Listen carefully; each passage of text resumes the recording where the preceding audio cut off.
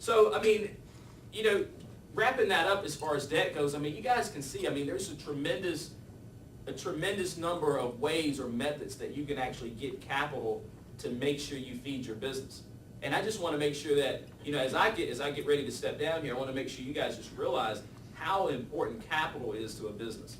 And most businesses, to be honest with you, will fail within the first 2 years.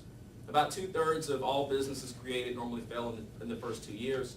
About 2/3 of businesses that make it to that point fail in the next 5 years. So it's tough.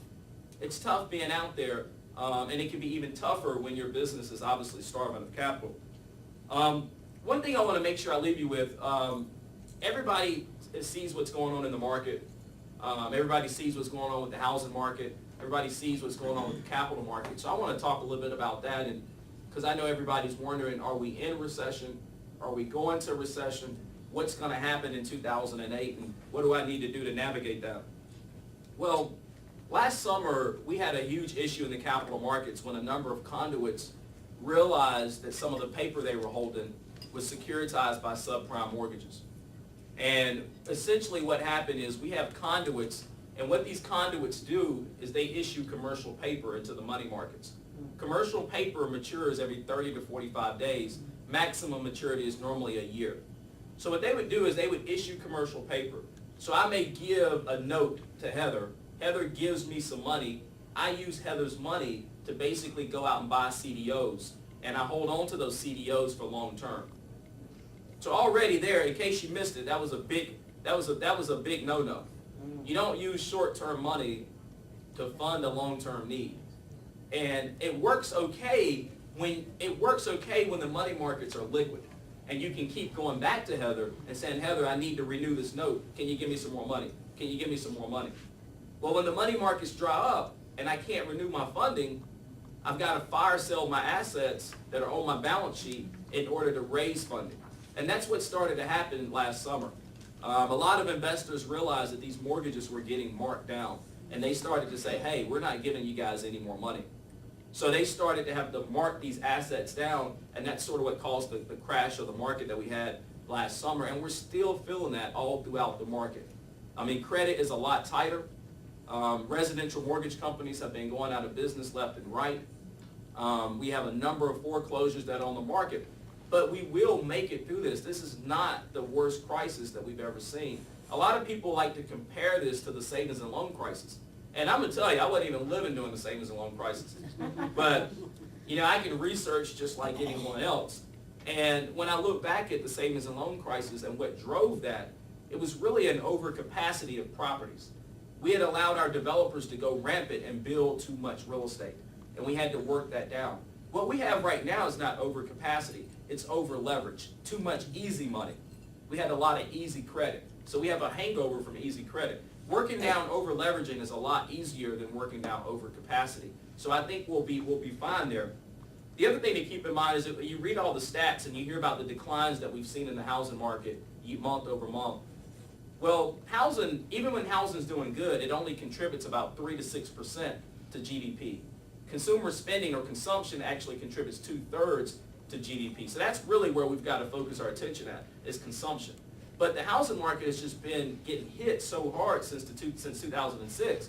Even if we see further declines in 2008, you got to keep in mind those declines are off a smaller base now because we've seen such huge declines month over month. So even if we see declines throughout 2008, which we will, they'll be off a much smaller base. So the impact to the economy is much, much less. Personally, I think that we're overreacting when we sound the recession bell. Recession is defined as 2 consecutive quarters of contraction and growth, which means 6 months. But when you look at the market, we haven't even had 1 month of contraction and growth. Recessions aren't always the worst thing. I mean, you can't expect an economy to go straight up all the time. It has to have dips. It has to be up and down. Recessions clean the market out, and they allow us to grow again. So they're not the worst thing, even if we go through recession. And actually, our financial markets and our economy has matured in such a way to where even if we have recessions, they normally only last about 10 months at this point. They're not like they used to be back in the past, where we would have very long recessions, and it'll be hard on our American consumers. So those are some things that you guys want to keep in mind. We do have a lot of challenges in our market right now, but Sandra mentioned something to me on the radio. She said, we've got all this money and we want to invest. What should we do? I get so many people that call me and say they're getting out of the stock market. They're not wanting to further invest in the stock market, and that's completely wrong. You don't buy when everything's going up. You buy when it goes down.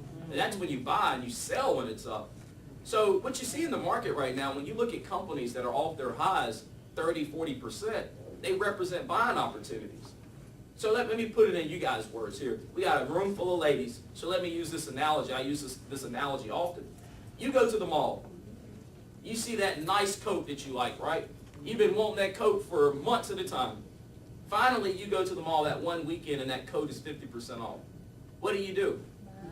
You buy. You buy the coat then. You don't wait till it goes back to the retail price and then buy.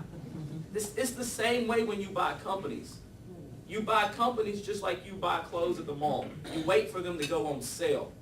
Companies like Citigroup right now, they're 40% off their highs. They're on sale. Those companies are on sale. Real estate is on sale. We were having a conversation here at our table. If you're a buyer and you're out in the market right now looking to buy real estate, this is a great time to be a buyer. Not so good of a time to be a seller, but it's a great time to be a buyer. So don't run from the market. Make sure you guys stay in the market. Don't be afraid of the market.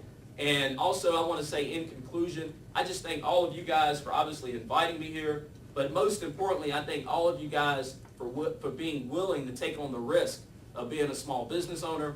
And I wish you much success. And with that, I'll take some questions. Mr. Cash? Hold on, I got her first. Go ahead. Oh, okay. Okay, my question is, your company, if I wanted to give you money to invest, is that the type of company you are? What would be the smallest amount I can give you? Her question was, with our company, with Wharton Gladney Company, are we the kind of company where you could invest your money with our company? And if so, how much money would it be the minimum that we would be willing to take in? Our company does do private equity. So we take money from investors. If you're an investor, we take money from investors. And then we take that money and we invest it into real estate development projects. So a developer may come to me and say, hey, I want to build a shopping center, but I need to raise $2 million in equity. Well, we may tap our own equity funds to be able to place that equity into the project. So yes, we do take money as far as for investments. On average, a minimum investment amount for us typically is about $100,000. So if you want to go in one of our funds, it's normally about a minimum of $100,000. So we're not always the best option for smaller investors, but we are set up to place money in the market. That's a good question. And your question back there? I have two questions. The first one was, what is GDP? I assume that G is gross and P is product. Okay. Yeah, well, let me take that on. She said, what is GDP? That acronym means gross domestic product. So you're 70% there. Okay. And essentially what that is, it's a measurement of our country's output, of our goods and services. It's a measurement of how much output we have on an annual or even a quarterly basis. That it basically measures our economy. Right now, we have a $13 trillion economy here in America. It's impressive. A $13 trillion economy. The next largest economy in comparison to America is China, and I want to say their economy is, last I heard, was around $5 trillion. So you always hear this political rhetoric about how China's going to overtake us as an economy. They may do that one day, but it'll be a long time from here.